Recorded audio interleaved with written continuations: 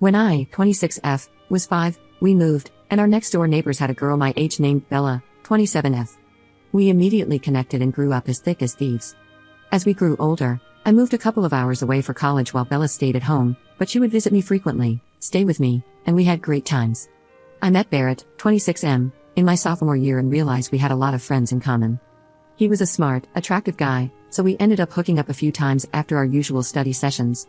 It was fun, but there wasn't really any long-term chemistry, so we just remained friends, and we never even talked about dating. We weren't really close after that, but we were still in group text threads together and saw each other frequently at parties. I introduced Bella to Barrett at a party in my senior year, and it was love at first sight for her. She interrogated me about him, and I told her about our history. She seemed pretty upset about the fact that we had hooked up, but I assured her that there was absolutely nothing romantic between us, and that she had my blessing to pursue him. She did, and after a few months, they started officially dating.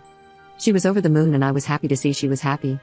After I graduated college, I accepted a job 6 hours away from home, so I was pretty far removed from everyone I knew.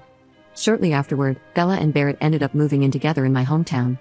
I visited them frequently at first, but life got really busy, so we ended up only seeing each other annually during the holidays. Last Christmas, my family hosted a Christmas Eve party with our two families, during which Barrett proposed to Bella. It was a heartfelt proposal, and everybody was thrilled for them. Bella wanted to talk about nothing but wedding planning that holiday break, and we had tons of fun brainstorming ideas together. At this point, there were no signs of what was yet to come. Over the next few months, I expected to be formally asked to be Bella's maid of honor, which she had mentioned over the holidays, but the ask never came, and she even started ghosting all my calls. Finally, I received a save the date in the mail and still hadn't heard from her about whether I was in the wedding, so I got her on the phone and asked her. She told me that she had thought it through and didn't think that I should be at the wedding at all because I lived so far away. She thought it would make coordinating bridal events too difficult, so she was making her cousin, whom she doesn't even like, her maid of honor. I was pretty hurt by this, since I thought I was her closest and oldest friend and all. I even introduced her to her fiancé and was friends with him too. So I told her that I could get the time off work, would buy plane tickets, or do whatever was required of me to participate, and I didn't think it was going to be as challenging as she thought, but she shrugged this off. Instead, she directed the conversation to whether I was going to be bringing someone to the wedding. I was a little confused by this question because I had just gone through a bad breakup, and she knew all about what went down. I told her that since I wasn't seeing anybody currently, I'd probably be attending solo. She told me that she would keep my +1 open until the last possible minute, and encouraged me to try to find a date so I wouldn't be lonely. I thought this was a nice gesture, but reassured her that with my family present and tons of mutual friends from college and our hometown, I would be fine. The next few months passed without much incident, and I still didn't hear a ton from Bella. I probably could have reached out more, but I was still hurting a bit from not being asked to be at her wedding party. I also saw on social media that she had an engagement party that she hadn't told me about or invited me to. That also hurt, but I didn't say anything. I figured we were just growing apart, it happens I guess. Then, 6 weeks prior to the wedding, I received a call from Bella. She told me that one of her bridesmaids had dropped out unexpectedly and was hoping I could fill in. I wouldn't be going to any of the events as those were already booked, but I would be at the wedding party. I was thrilled and relieved and accepted immediately. She told me that she was doing a reverse color palette for the bridal party, where all of the bridesmaids and groomsmen were wearing white, and she and the groom were wearing black. This didn't seem that strange at the time because Bella has always liked to stand out and has unconventional tastes. She apologized for the late notice and asked if I could find a white dress in time. I had a white slip dress already that would definitely work and sent her a picture of it on the call to get her thoughts. She verbally approved it and tagged it with a thumbs up on the text chain, "This will be important later on." The wedding was at noon, so we were supposed to meet to do hair and makeup at the venue at 8 a.m. I left my parents' home early and arrived in sweats with my dress in a bag and greeted Bella and the other girls. We had fun drinking champagne and getting ready. About 2 hours prior to the ceremony, Bella told everybody to get our dresses on so we could do some pictures. I grabbed my bag and went into the bathroom to change and tweak my makeup. When I re-entered the room, every last bridesmaid was in a blue dress. I was the only one in white. I could feel my stomach dropping at that moment. My mind raced back to the conversation I had with Bella. She had said white, right? I hadn't misheard? No, I was absolutely certain she had called out the reverse color scheme. I had even Googled it. This was a setup. Bella was in the middle of the room in a bathrobe with a resigned look on her face. She said to her cousin, "I told you she was going to do something like this." Her cousin approached me and asked what I was wearing, and I mumbled that Bella had told me to wear white. Bella didn't even blink. She stared back and huffed out a laugh and said something about how of course I would have to make today all about me. The cousin started screaming at me, going off on me about how I was jealous, in love with Barrett, and how completely unhinged I was. Honestly, I froze at that moment. I was so spun around by how fast everything went from great to terrible that I couldn't even find the words to defend myself. Eventually, I stammered out that I had another dress at my parents' house and could go home and change. Bella said something like, "I think we both know that this is the end of our friendship.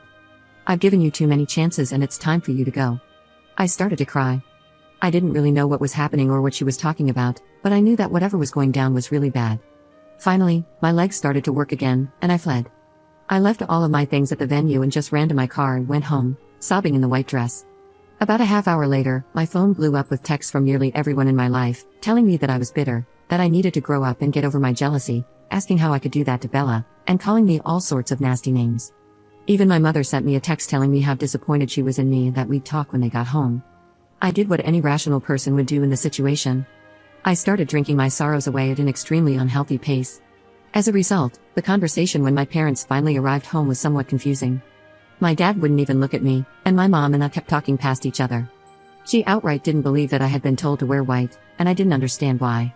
Then finally, she said something like, "Because of everything else that happened," and I was like, "What are you talking about? What does that mean?" And she said, "You know, your ultimatums to Bella." The next few hours revealed the truth. Over the last several months, Bella has been building a fiction with nearly everyone in my life that I am mentally unstable and madly in love with Barrett. She has concocted a web of outlandish tales and systematically poisoned my family and friends against me. She said my boyfriend apparently dumped me because of my feelings for Barrett, which was a lie, as I was the one who dumped him for cheating. She said I told her that she needed to choose between me and Barrett. That I told her I couldn't be in the wedding party because I couldn't support her marriage with Barrett. That I had a major meltdown before the engagement party, and that's why I wasn't there, on and on, lies on top of lies. In all of these stories, Bella has painted herself as the patient, long-suffering friend trying to deal with a friend clearly going through a tough time. She expressed understanding for my unrequited love for Barrett, and empathized with how hard it must be for me to see her marry the love of my life, and how she has made great efforts to try to sustain our friendship despite how complicated the situation was. The lie has been going on for so long that my mom literally did not believe me. Finally, I grabbed my phone and handed it to her, telling her to go through my text messages with Bella. I asked her to show me any evidence of any of that happening. It was when she was scrolling through, reading our messages, that she saw the picture of the white dress I had sent Bella with her thumbs up on it. I had completely forgotten about it.